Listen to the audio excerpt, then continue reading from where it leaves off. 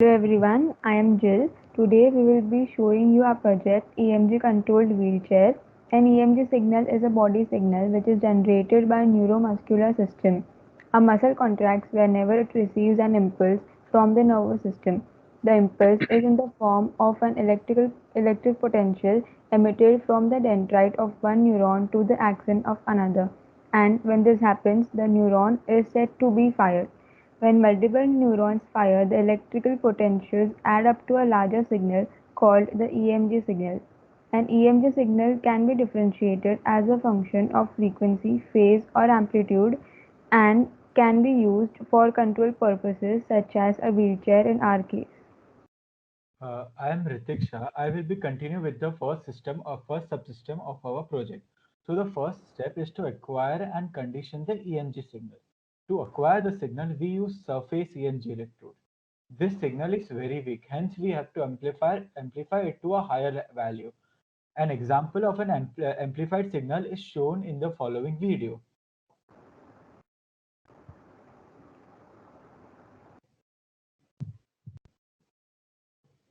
So you can see in the video an EMG signal, raw EMG signal.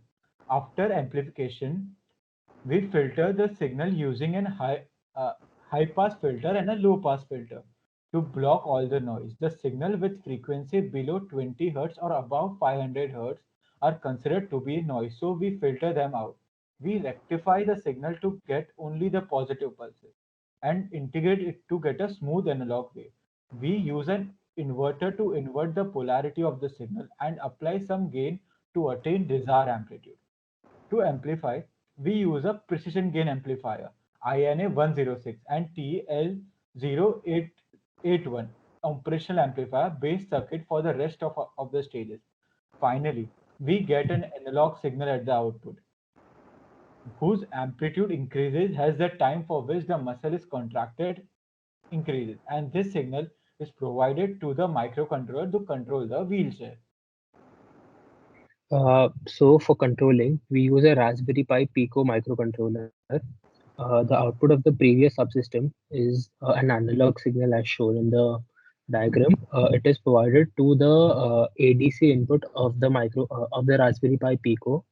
The Pi Pico provides a 16-bit microcontroller, so the analog signal is converted into digital form, which has around 65,536 steps, and which gives a very precise value, a very small value of the step size. So the conversion is very precise. Now, thresholds are set according to which the Raspberry Pi Pico will produce an output at the which is given to the DC motors, and the DC motors are connected to the axle of the wheelchair. Hence, it will move. Now, the Pi Pico, it cannot drive two DC motors.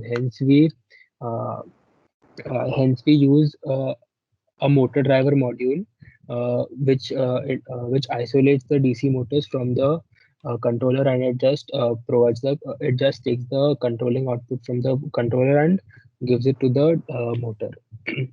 Now the Pico has been coded in such a way that it will give an output only when the peak is reached.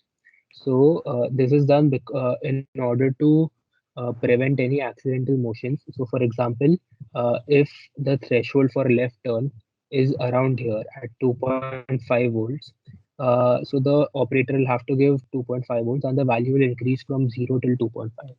In the path, when it is increasing, it will cross the threshold for multiples. Let's say cross the threshold for forward.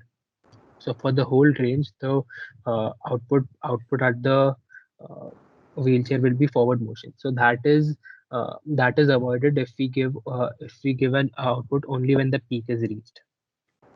Now, as a safety feature, we've also added a speed control using a potentiometer, where the speed can be controlled by changing the position of the wiper of the potentiometer. This can come in handy in emergency situations, like if the operator needs to apply a sudden brake, he can just uh, put the wiper at its lowest position, and the wheelchair will stop moving. So, to sum up, we have designed a system that uses an EMG signal to control a wheelchair, which can be extremely helpful for to people who are not able to walk. Since we have designed it as a two-part system, we can use either of these systems for different individual purpose. Thank you.